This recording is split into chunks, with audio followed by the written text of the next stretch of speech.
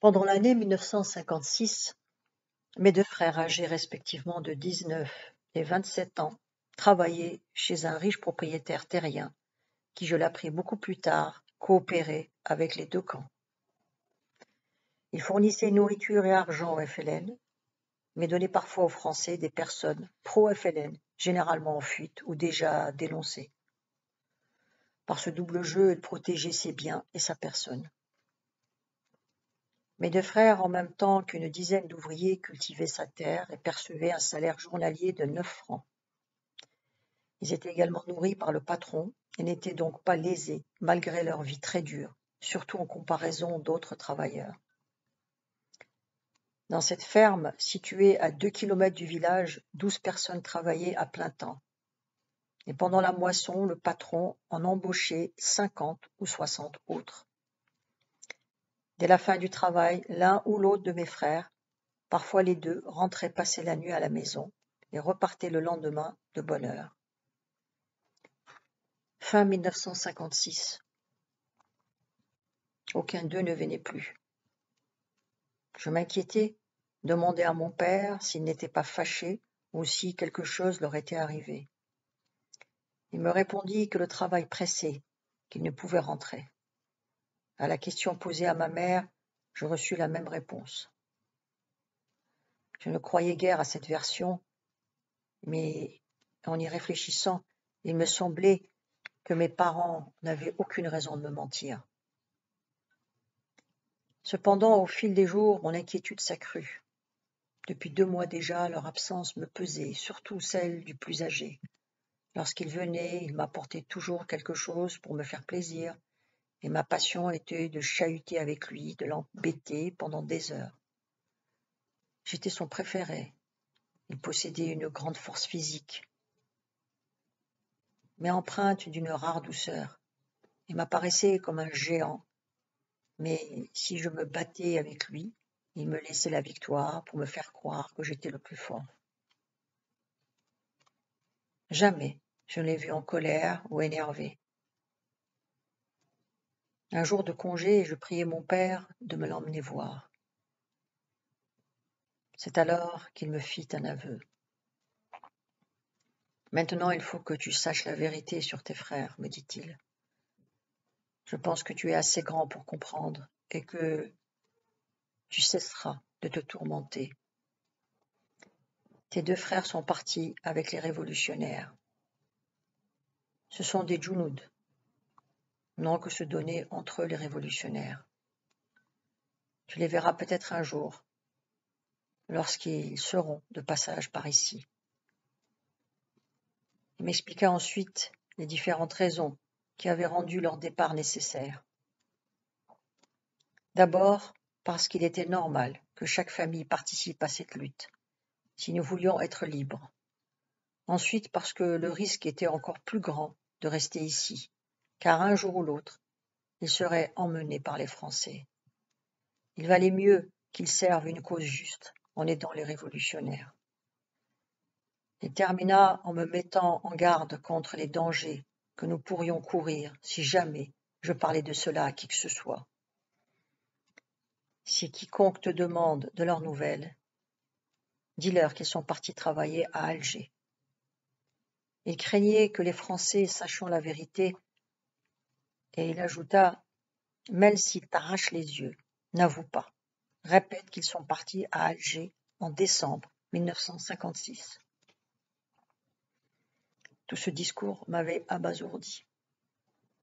Je supposais difficilement ce douloureux aveu, malgré ma sympathie pour le FLN. Il me semblait que je n'allais jamais les revoir, qu'ils périraient un jour. Surmontant ma douleur, je me résignai à suivre les conseils de mon père. 3 jours s'écoulèrent sans une seule nouvelle.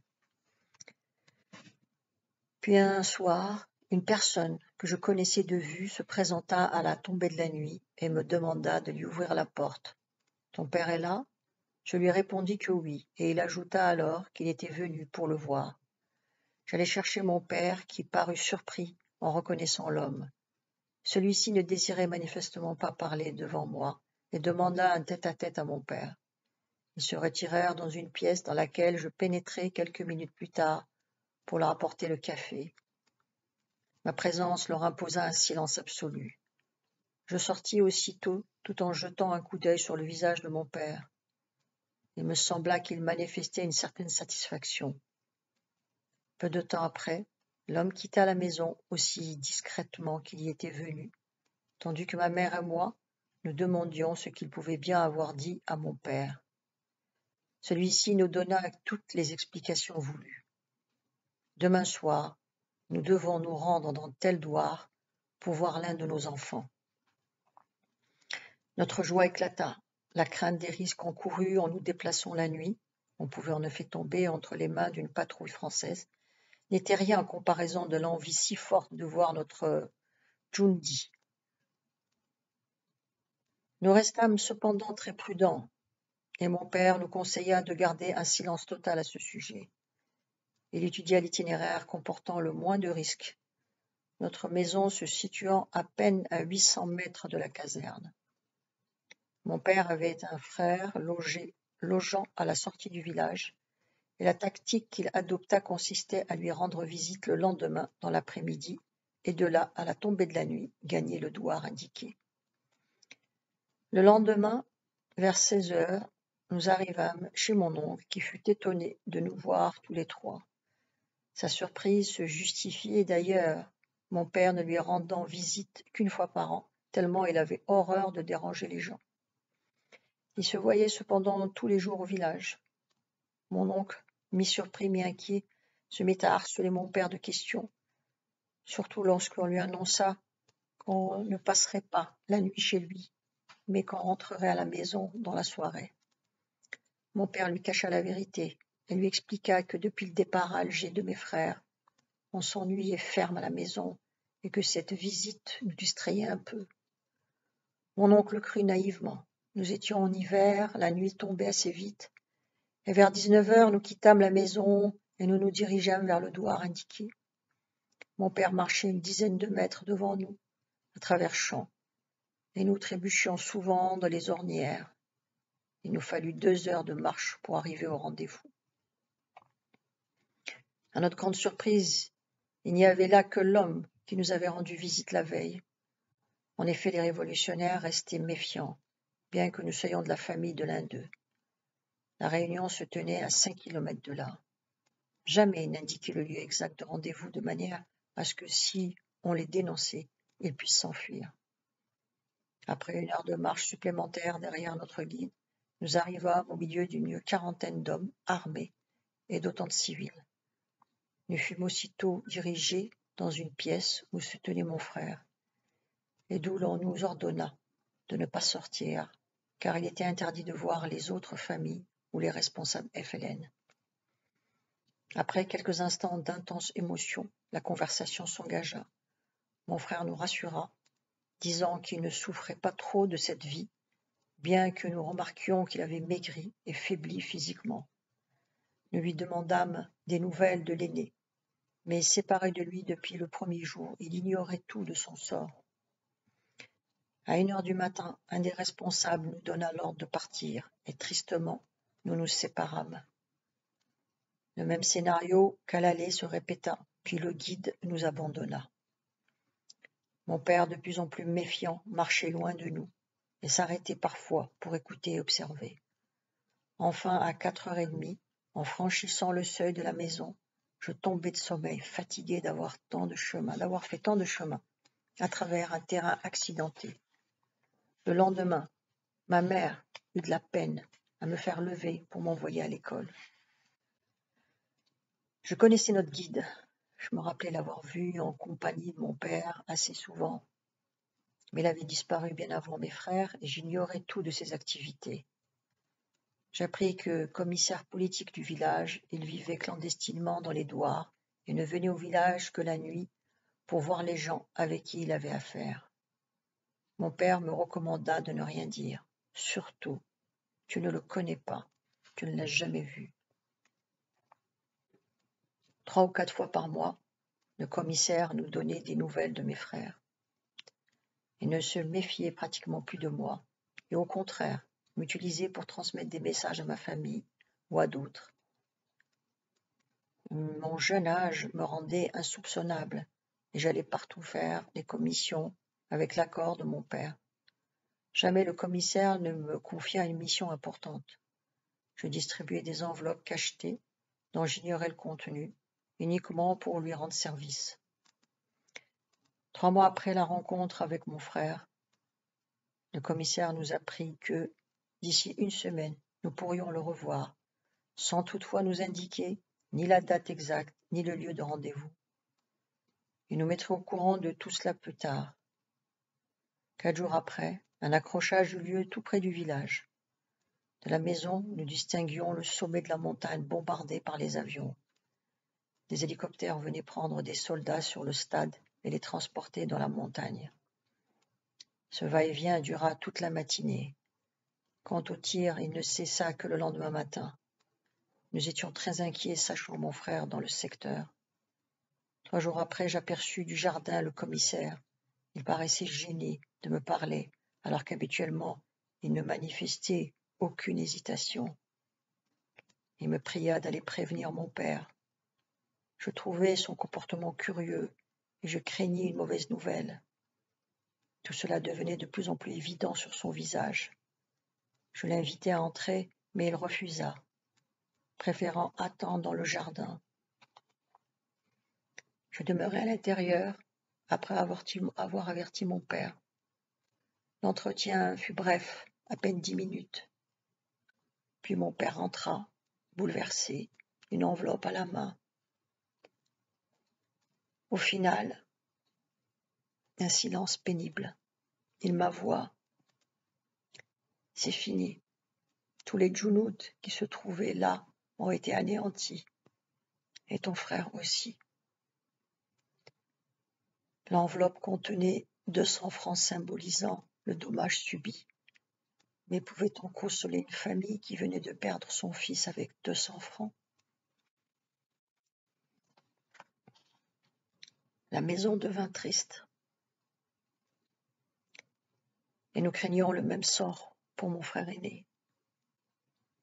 La Katiba, compagnie révolutionnaire disparue, à laquelle mon jeune frère appartenait, fut remplacée par une autre, dont mon frère aîné faisait partie. Entre-temps, le commissaire était venu nous avertir de sa prochaine arrivée. Au mois de juillet 1957, le commissaire nous proposa de lui rendre visite. Mon père n'était plus très chaud pour ce genre d'aventure, car il savait qu'en nous déplaçant la nuit, nous prenions un risque énorme. Mais il accepta pour faire plaisir à la fois à moi et à ma mère. Bien sûr, lui aussi désirait le voir, mais prudent, il songeait aux conséquences possibles si nous tombions aux mains des Français. Enfin arriva le jour de la visite, et nous sommes parvenus au rendez-vous pour le même procédé que la fois précédente. En arrivant, nous trouvâmes plus de 100 révolutionnaires commandés par un chef dont le nom de guerre était très connu parmi la population. Bien armée, cette Katiba ne se laissait jamais surprendre par les Français, et au cours de nombreux accrochages avait toujours réussi à s'en tirer avec le minimum de casse. Lorsque les fels devaient manger dans un douar, ils n'étaient pas tous reçus dans la même maison. 1 ou 2 jours avant leur arrivée, le commissaire passait chez quelques habitants, leur donnait l'ordre de préparer à manger pour un nombre précis de personnes. Alors les habitants allaient quitter chez les autres viande, farine et autres ingrédients, selon le nombre de Junouds. Et lorsque ces derniers arrivaient, ils étaient partagés par groupes de 20 ou 30 dans chaque maison. Ce soir-là, au lieu d'être enfermés seuls dans une pièce, comme la première fois, nous étions au sein d'un groupe que commandait mon frère. Il nous accueillit, puis nous eûmes près d'1 heure d'entretien seul à seul. Il nous raconta ses aventures, quelques scènes d'accrochage qui s'étaient toutes terminées à son avantage. Mais cela n'était que mensonge. Il nous confia qu'avant de prendre le maquis et devenir un fel régulier, il fallait prêter serment sur le Coran, de ne jamais trahir, de combattre jusqu'à la mort, et même de tuer père et mère si cela était nécessaire à la cause révolutionnaire. Je l'interrompis aussitôt et lui demandai s'il exécuterait cet ordre, tuer mon père et ma mère, si on le lui demandait. « À quoi bon poser cette question ?» me répondit-il. « Cela n'arrivera jamais. »« Et si cela arrive, le feras-tu » Sa réponse fut affirmative. Assis sur ses genoux, je chahutais avec lui, mais en entendant sa réponse, je fus à la fois si surpris et déçu que je restai un instant muet. Ce frère que j'aimais tant m'apparut soudainement comme un monstre. Je réfléchis, mais j'éprouvais un tel amour pour lui que bientôt j'oubliai tout. Après cet entretien, nous allâmes dîner avec les autres, et vers 1 heure du matin, nous nous séparâmes. Avant de nous quitter, il me prit dans ses bras, et les larmes aux yeux me murmura « Au revoir, et peut-être adieu ». Malheureusement, il ne croyait pas si bien dire. Le destin voulut que je ne le revoie plus vivant. 2 ans plus tard, je me penchai sur son corps, criblé de balles et déchiqueté par les obus. Fin 1957, et surtout au cours des premiers mois de 1958, je fus très sollicité par le commissaire politique et ses agents. Les contrôles dans les villages s'accentuaient et la plupart des responsables FNL étaient connus des Français. Dans la crainte d'être pris, ils m'utilisaient comme messager. Aux yeux de l'armée, je restais insoupçonnable. Mais dès ce moment, sans le vouloir, je mis le doigt dans l'engrenage. Les premiers temps, je ne faisais ça que par amitié pour le commissaire. Mais peu à peu, le rythme des missions s'accrut, malgré mes protestations et celles de mon père. Mais les responsables, sans nous l'avouer, explicitement nous firent comprendre que c'était des ordres et qu'il fallait les exécuter. Sinon, nous aurions des ennuis. Mon père s'adressa à l'un d'entre eux et lui dit « J'ai déjà perdu un fils.